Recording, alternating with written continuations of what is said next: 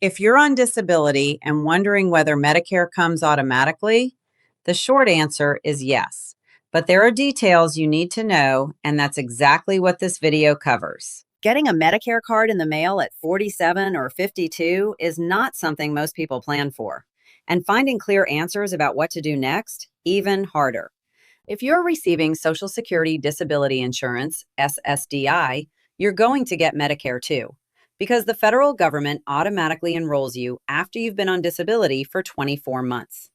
That letter showing up in your mailbox, that's real, and it matters more than most people realize. There are 3 situations that qualify you for Medicare before 65. 1. SSDI. You've been approved for Social Security disability and you've been receiving benefits for 24 months. At that point, Medicare kicks in automatically regardless of your age.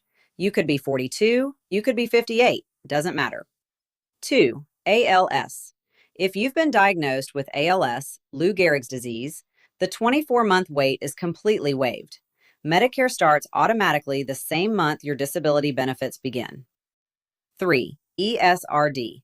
End-stage renal disease, kidney failure requiring dialysis or a transplant. This also qualifies you for Medicare at any age.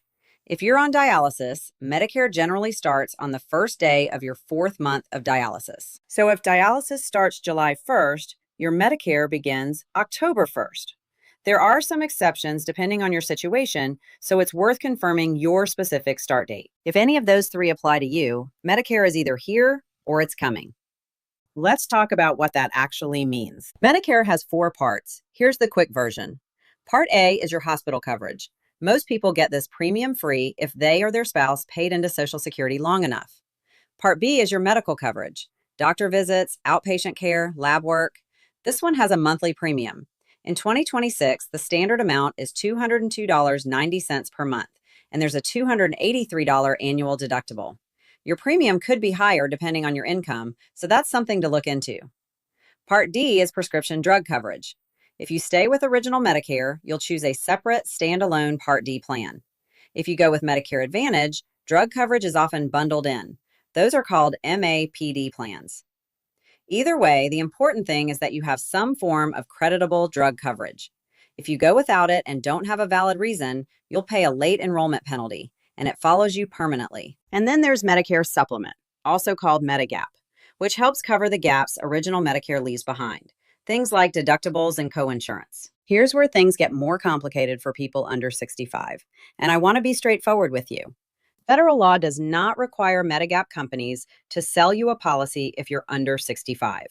Some states do require it. Florida is one of them. There are protections here for people on Medicare due to disability or ESRD. But even in Florida, premiums can be significantly higher than what a 65-year-old would pay. This one deserves its own conversation, but don't wait on this one. The earlier you look into it, the better. A lot of people on disability assume they'll also have Medicaid. Sometimes that's true, but not always, and you can't assume. Your income, your state, your household situation, all of that factors in. Some people on Medicare via disability have full Medicaid too. Others are making every plan decision completely on their own with no secondary coverage and no one guiding them. If that's you, you're not alone, and you're in the right place. Because the choices you make right now, Part D, Medigap, Medicare Advantage, have real consequences. And most people on disability are already dealing with enough. The last thing you need is to pick the wrong plan and find out what it's costing you 6 months later. If Medicare is coming your way, or you just got your card, here's where to start. Confirm your enrollment dates. Your initial enrollment period works differently when you're on disability. Don't miss it. Decide on Part B. Most people should take it, but there are situations where it gets complicated, especially if you have other coverage. Get drug coverage sorted. Whether that's a standalone Part D plan or a Medicare Advantage plan that includes drugs, make sure you have creditable coverage. Waiting costs you. Look into Medigap early, especially if you're in Florida. The rules here are more favorable than most states, but premiums can still be steep. You want to know your options before you need them. Talk to someone who actually knows your situation.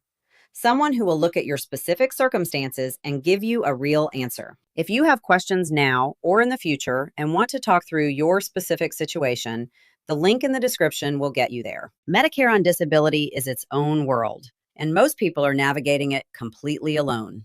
You don't have to. No call centers, no 1-800 numbers, just Robin Dall, Medicare broker, educator, and commissioned remote online notary. See you in the next one.